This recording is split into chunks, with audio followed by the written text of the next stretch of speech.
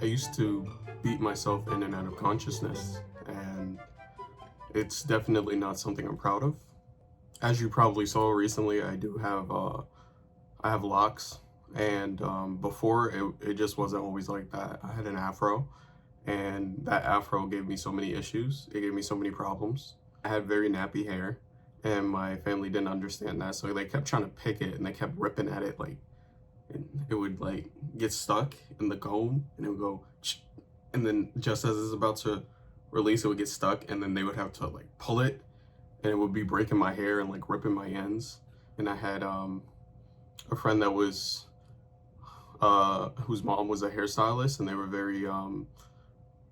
very like informed when it came to hair, and they told me that it wasn't good, and so they suggested that I go ahead and get locks. And I didn't know how to feel. I mean, I thought it looked cool, but I didn't think my hair was like good enough in a sense. We tried a couple of braids because it had to be long enough, and that part in which my parents messed up, it was pretty huge. Throughout those braids, I should have saw it as the first signs. I kept scratching those braids, and I was told that it wasn't good to scratch because I can like mess up my scalp and things of that nature. So I was told, you know, you could lightly pat. That was my first mistake. Lightly patting my head turned into, it went from like light pats to, okay, this isn't getting in. You go a little bit faster, a little harder. And then it just went to just straight that all on my scalp.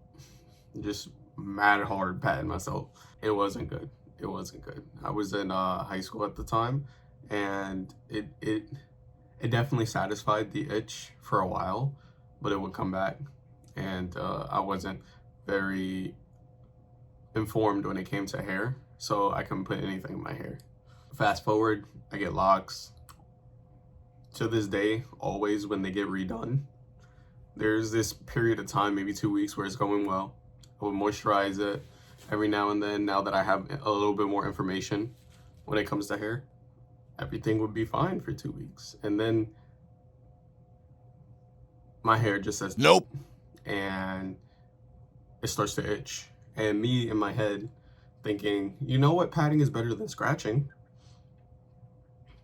I began to pat my head, and because I'm so used to the hard patting, I pat it hard, and it wouldn't be going away like it used to when I had braids. So I would be all throughout college, walking down the hall, it's all you hear. Probably my friends could hear me coming from like a mile away because I'm viciously patting my head, until it got to a point where I used to pat and it used to hurt, like my head. I should have stopped. That should have been my second warning, but I didn't stop because, you know, satisfying that itch was way better than, you know, I just didn't see what was gonna happen next coming. I was sitting in class one day, patting my head as usual. I think it was during a test. I was patting my head, and there was this one pat. It was like this pat. And that pat literally made my head, like, I felt like I passed out. Like, I closed my eyes after that pat, and it felt like a good minute before they were opened again.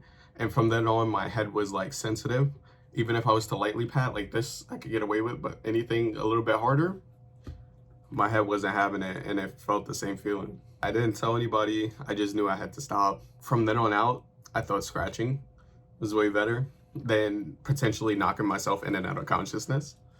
And so I kept getting asked at school, oh, you're not patting your head anymore? It's itchy? Why don't you pat it? Nah, I don't do that no more. I went and got a little bit more information. I was given this beautiful product. This beautiful product right here. It's a hair treatment. I put it in there. I use products. I stay informed of my hair now.